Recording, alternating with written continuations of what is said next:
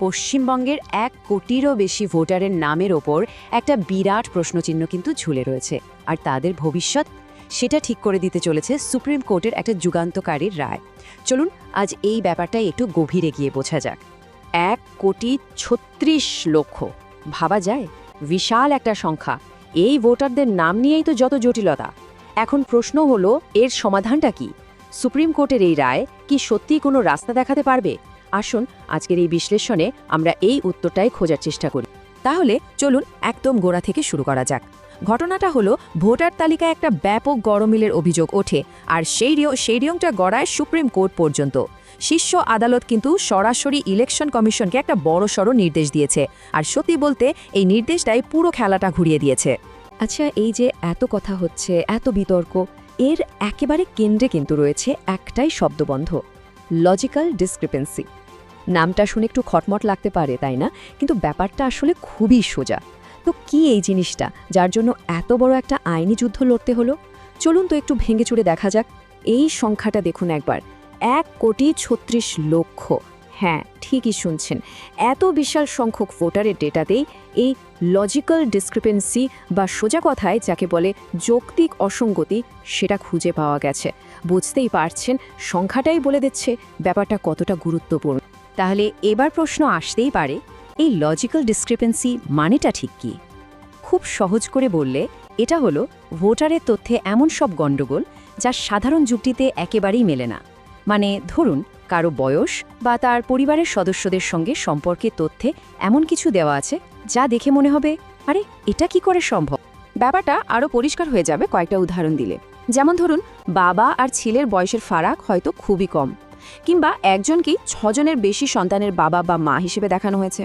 আরে এখানে শেষ নয়, এমনও কেস পাওয়া গেছে যেখানে ২৩৪ জন একই পরিবারের লোক। ভাবুন একবার, এমনকি ৭ জন অভিভাবকের নাকি ১০০রও বেশি সন্তান। অবিশ্বাস্য, তাই না? ঠিক এই ধরনের অদ্ভুত অযৌক্তিক গরমিলগুলোকেই বলা হচ্ছে লজিক্যাল ডিসক্রিপেন্সি।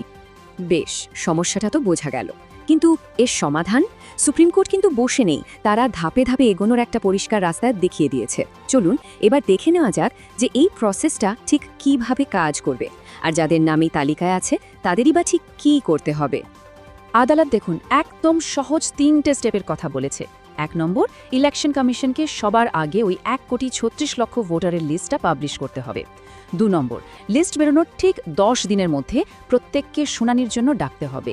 আর ৩ নম্বর মানে ফাইনাল স্টেপটা হলো, সেই শুনানিতে গিয়ে ভোটাররা নিজেদের আসল ডকুমেন্ট দেখিয়ে সব তথ্য ভেরিফাই করিয়ে নিতে পারবেন। ব্যাস, সিম্পল। আর হ্যাঁ, এই পুরো শুনানি প্রক্রিয়ায় কিন্তু সাধারণ মানুষের সুবিধার দিকটা খুব গুরুত্ব দিয়ে দেখা হয়েছে। আদালত পরিষ্কার বলে দিয়েছে, এই হিয়ারিংয়ের জন্য লোকানদের দৌড়াদৌড়ি করতে হবে না। এগুলো হবে একেবারে বাড়ির কাছে, মানে স্থানীয় পঞ্চায়েত, ব্লক বা ওয়ার্ড অফিসে। শুধু তাই নয়, পুরো ব্যাপারটা যাতে শান্তিতে মেটে সেদিকেও আদালতের কড়া নজর আছে। রাজ্যের পুলিশকে একদম স্পষ্ট নির্দেশ দেওয়া হয়েছে, এই শুনানি চলাকালীন আইন শৃঙ্খলার যেন কোনো রকম অবনতি না হয়, এটা নিশ্চিত করার দায়িত্ব কিন্তু পুলিশের। এই তো গেল মূল নির্দেশগুলো, কিন্তু জানেন, এই কেসে আরও কয়েকটা বেশ ইন্টারেস্টিং আর বিতর্কিত পয়েন্ট ছিল, আর সেগুলোর ব্যাপারেও কিন্তু আদালত রায় দিয়েছে। চলুন তো এবার সেই দিকগুলো একটু চোখ বোলানো যাক। একটা বড়সড় বিতর্ক দানা বেঁধেছিল বুথ লেভেল এজেন্ট অর্থাৎ বিএলএদের নিয়ে। ইলেকশন কমিশনের ভয় ছিল, শুনানিতে যদি বিএলএদের অ্যালাউ করা হয় তাহলে বিভিন্ন পলিটিক্যাল পার্টির মধ্যে গণ্ডগোল, এমনকি মারামারিও লেগে যেতে পারে। কিন্তু সুপ্রিম কোর্ট এখানে একটা দারুণ সমাধান বের করেছে।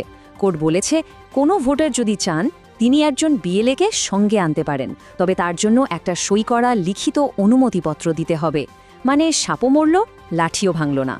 আর একটা রায় কিন্তু সাধারণ মানুষের জন্য ভীষণই জরুরি, সেটা হলো অ্যাডমিট কার্ড নিয়ে। অনেক দিন ধরেই একটা অভিযোগ আসছিল যে বয়সের প্রমাণ হিসেবে স্কুলের অ্যাডমিট কার্ডকে পাত্তা দেওয়া হচ্ছিল না।